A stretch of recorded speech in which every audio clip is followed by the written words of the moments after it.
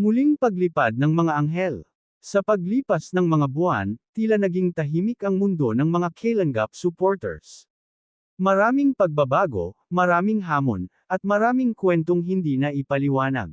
Ngunit isang araw, muling umalangaw sa social media ang balitang inaabangan ng maraming taga-suporta, nagbalik bilang brand ambassador si Joy Carla at ang iba pang Kalinga Angels para kay Kalinga Prab.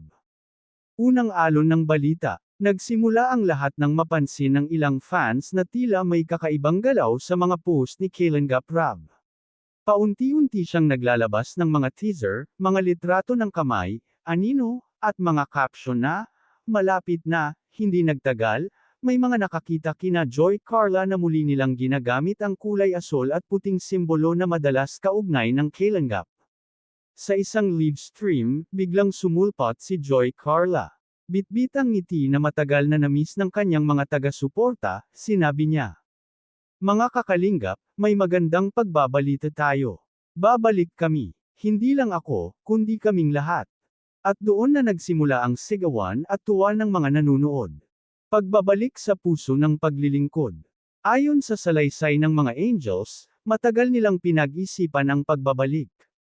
Hindi basta dahil sa content, o views, o monetization, kundi dahil miss nila ang tunay na dahilan kung bakit sila minahal ng maraming tao, ang pagtulong. Si Joy Carla, nakilala sa kanyang malambing na boses at masayahing personalidad, ang unang umamin na matagal siyang nangulila sa pagpapaabot ng tulong sa mga kababayan. Iba kapag kasama mo sila sa biyahe. Iba kapag nakikita mong napapangiti mo yung nangangailangan. Ang tulong, kahit maliit, may tinatamaan na puso, sabi niya habang pinapakita ang lumang notebook kung saan nakasulat pa ang mga pangalan ng taong kanilang natulungan noon. Sumunod si Mia, isa pa sa Angels, na nagsabing, may mga humiling, may nagdasal, may nagtanong kung babalik pa kami, at sa totoo lang, ramdam namin ang init ng suporta. Kaya eto kami ngayon. Ang unang pagkikita muli. Isang linggo bago ang opisyal na anunsyo, nagkaroon ng pribadong pulong sina Kalinga Prab at ang Kalinga Angels. Doon muling nagtagpo ang mga taong minsang nagkasama sa habambuhay na misyon. Tahimik ang una nilang pagkikita, hindi dahil may tampuhan, kundi dahil ramdam nila ang bigat ng nostalgia. Makikita sa bawat tinginan na parang bumalik sila sa unang araw ng kanilang pagtulong, simple, masaya, at totoo. Welcome back, sabi ni Kalinga Prab, may bahid ng ngiting alam mong galing sa puso. Hindi kumpleto ang Kalinga kung wala kayo.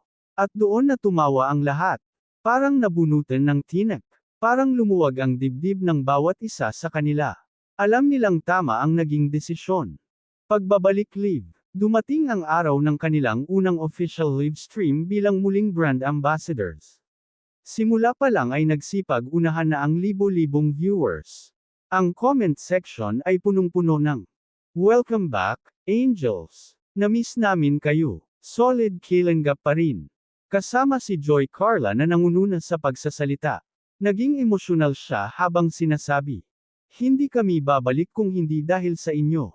Kayo ang inspirasyon namin. Kayo ang lakas namin noon, hanggang ngayon. Salamat sa pagtawag sa amin pabalik. At doon unti-unti nang inilahad ni Kalinga Prab ang plano, series of outreach, medical missions, feeding programs, at mga bagong proyekto para sa senior citizens at solo parents. Ang unang misyon. Isang linggo matapos ang anunsyo, agad silang tumungo sa isang liblib na barangay na pinaghandaan na ng team. Kasama ang mga donors, supporters, at volunteers. Muling nakita ang eksena na minahal ng maraming viewers. Si Joy Carla, nakayakap sa mga bata habang nag-aabot ng tsinelas. Si Mia, masayang nag-aasikaso ng mga pagkain sa feeding area. Si Kalinga Prab, abalang nag-i-interview at nakikipagkwentuhan sa mga nanay at lolo't lola. Ang mga bata ay muling tumatakbo palapit sa kanila. Ang mga matatanda ay muling umiiyak sa pasasalamat. Ang mga residente ay muling nagkaroon ng pag-asang kahit papaano, may mga taong handang tumulong ng walang hinihinging kapalit. Bagong yugto. Sa huli ng araw, habang papalubog ang araw at nakabuntong hininga ang buong team, sinabi ni Joy Carla. Iba talaga kapag tumutulong ka ng may puso. Hindi namin alam kung hanggang saan aabot ang pagbalik namin, pero isa ang sigurado, habang may nangangailangan, andito kami. At tinugon siya ni Kailan Gaprab ng simpleng ngunit makabuluhang salita. Tuloy-tuloy tayo. Hindi ito simula ng pagbabalik, simula ito ng panibagong yugto. Pagtatapos. At mula noong araw na iyon, muling naging buhay ang sigla ng Kailangap community. Muling maririnig sa bawat livestream, sa bawat vlog, at sa bawat kwento ng mga taong natutulungan ang kanilang sigaw. Kailangap para sa lahat, at ang Kailangap Angels, muling nagbabalik.